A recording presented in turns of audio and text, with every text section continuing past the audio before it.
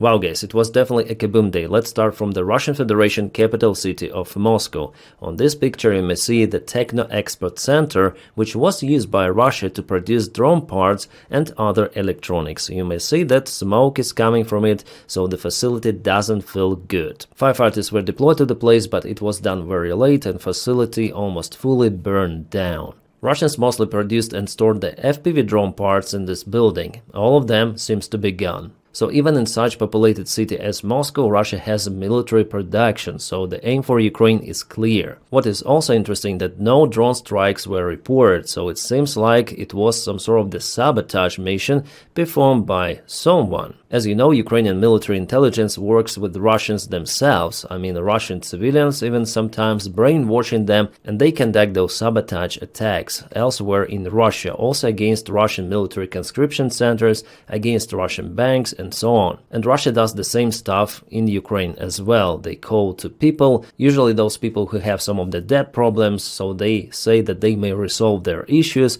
if they obey orders. Most of the country's intelligence services work like that. It's the hybrid war, as we call it. Not just military is in use, but also propaganda. By the way, I'm in that part too, and intelligence missions, involving sometimes even random people. For example, even with the spiderweb operation, drivers delivered special cargo close to the military airfields, and they were not aware about their load behind. So there is the great probability for it to be a sabotage attack. And what we have here is the satellite image confirmation about the Ukrainian Neptune strike on the Russian drone facility. It's called Elektrodetal, which is producing components for the Russian drones. Well, as you may see, there were some of the strikes here, but this production warehouse didn't burst into flames like the previous one. Well, more to go. This is, by the way, a Karacháyevo city. Also, there were reports about the big kaboom in Nizhny Novgorod refinery. You may see the fire over there. Well, initially Russian officials say that no, it's normal, it is a flame that could be during the refinery process. No, not like that. Plus, the NASA satellite images have detected the source of fire, which fits exactly the same area, and it's way bigger than the standard flame. And this is the place of the initial distillation unit, so this oil refinery is out of the operation for extensive period of time. No surprise any longer. Yeah, every day there are some of the refineries being kaputted in Russia. Just right now the substation in Belgorod region was attacked. There is some sort of the fire out there. Electricity is out for many of the households. Happens. Special military operation after all.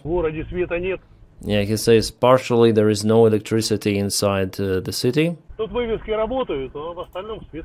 The most important thing that advertisements are working here, but the rest are gone. A Belgrade governor has already confirmed the strike. He says, oh, this evening is terrible. Yeah, because some of the drones hit the energy infrastructure, and here in this video he confirms that.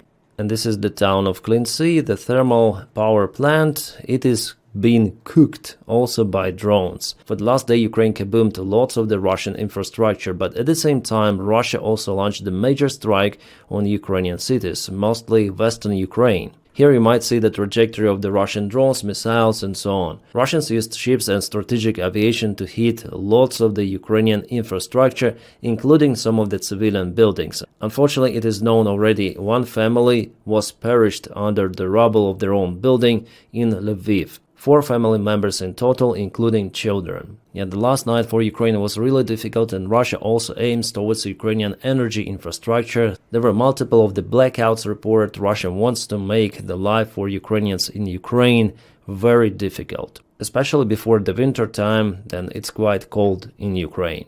Meanwhile, spokesman of Ukrainian Air Force Yuri Ignat told that Russians modernized their missiles to bypass Ukrainian air defense systems, including Patriots.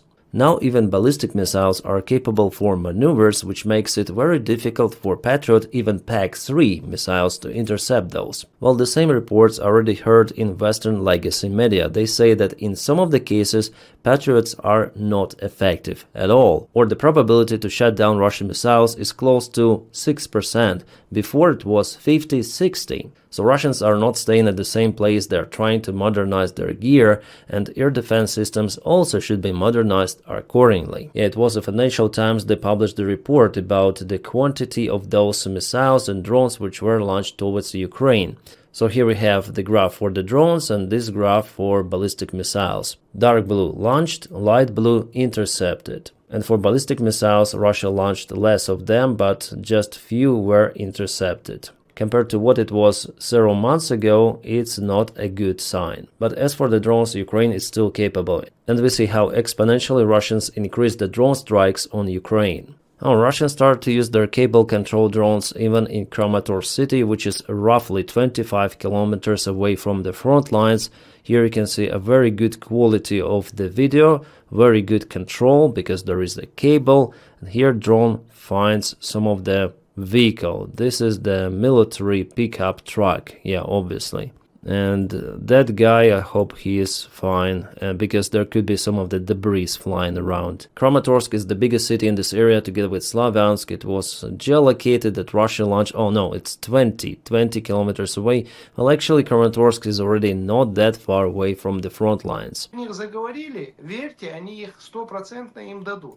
So this guy, Apti Aludinov, a commander of TikTok Ahmad battalion, said that if United States already told about possible delivery of Tomahawk missiles to Ukraine, they'll for sure deliver those. Well, at the same time, he mentioned here in the program that Tomahawk missiles could be easily shut down by the Russian air defense. Well, we'll see. Putin, by the way, says absolutely same stuff, and today he again repeated his narrative.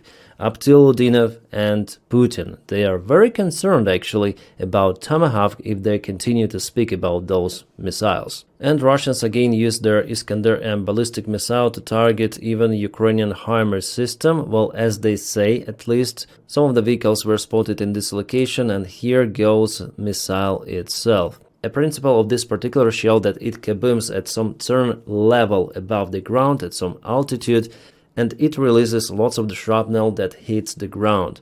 And that's the aftermath. Lots of the vehicles were destroyed. It looks like those are Himars. Could be, yeah, at least they look like Himars. Also vehicles and other things nearby. Well, I'm in great doubt that it was really a real Himars. First of all, because missiles inside, they did not explode. So maybe those are real Himars systems, but without the shells, or just decoys. Yeah, with this resolution, it is definitely hard to tell of what is that exactly.